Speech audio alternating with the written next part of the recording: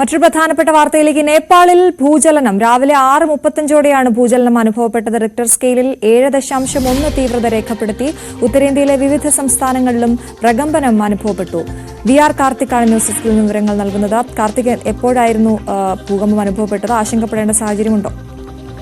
അശ്വതി, ആശങ്കപ്പെടേണ്ട സാഹചര്യമില്ല എന്നാണ് നിലവിൽ പുറത്തുവരുന്ന റിപ്പോർട്ടുകൾ. രാവിലെ 6:35ഓടെയാണ് നേപ്പാൾ തിബറ്റൻ അതിർത്തി പ്രദേശത്ത് ഇത്തരത്തിൽ ഒരു ഭൂകമ്പം ഉണ്ടായത്.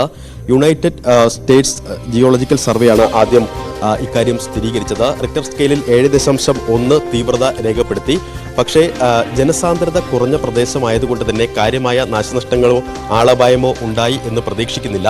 എന്തായാലും നേപ്പാളിന്റെ വടക്ക് കിഴക്ക് ലോംബൂച്ചയിൽ നിന്ന് 93 കിലോമീറ്റർ അകലെയാണ് ഇത്തരത്തിൽ ഒരു ഭൂചലനം ഉണ്ടായത്. അവിടെയാണ് ഇതിന്റെ പ്രഭവ കേന്ദ്രം. എങ്കിലും ഉത്തരേന്ത്യയിലാണ് ഈ ഭൂചലനത്തിന്റെ പ്രകമ്പനം ഏറ്റവും കൂടുതൽ അനുഭവപ്പെട്ടത്. പ്രത്യേകിച്ച് ഡൽഹി, ബീഹാർ, ആസാം, ബംഗാൾ അടക്കമുള്ള സംസ്ഥാനങ്ങളിൽ. ബീഹാറിലാണ് ഏറ്റവും തീവ്രതയോടെ ഈ പ്രകമ്പനം അനുഭവപ്പെട്ടത് എന്നതാണ് ശ്രദ്ധേയം. പല കെട്ടിടങ്ങളിൽ നിന്നും ജനങ്ങൾ രാവിലെ ഈ പ്രകമ്പനം അനുഭവപ്പെട്ടതോടുകൂടി പുറത്ത് ഇറങ്ങി നിൽക്കുന്ന കാഴ്ച അവിടെ നിന്ന് വന്നുകൊണ്ടിരിക്കുന്നു. അതോടൊപ്പം തന്നെ പല വീടുകളിലും ചുമരുകളിൽ വിള്ളൽ വീണ സാഹചര്യവും ഉണ്ട്. ഏതായാലും പ്രകമ്പനം ബീഹാർ സംസ്ഥാനത്ത് പല സ്ഥലങ്ങളിലും ശക്തമായി തന്നെ ഉണ്ട് എന്ന് മനസ്സിലാക്കാം.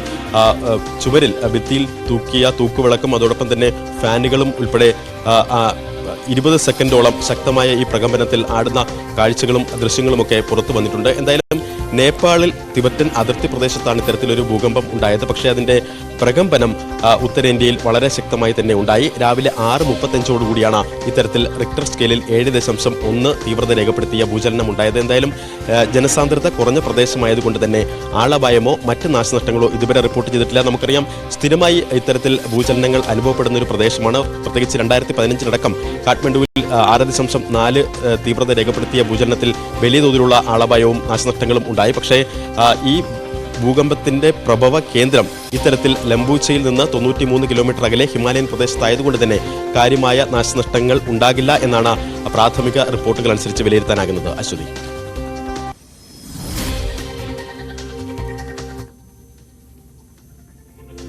महसूस किए गए, क्या लगा है, कैसे हुआ? हम बैठ कर ब्रश कर रहे थे कुर्सी पर, अचानक कुर्सी हिलने लगा तो हमको लगा जो भूकंप आ गया। देखे तो पंखा सभी हिला था, हल्ला करके बाहर निकले। सभी लोग देखे थे, अगल बगल के लोग भी रोड पर आ गए। क्या नाम है? गणेश कुमार सिंह सिंगाही।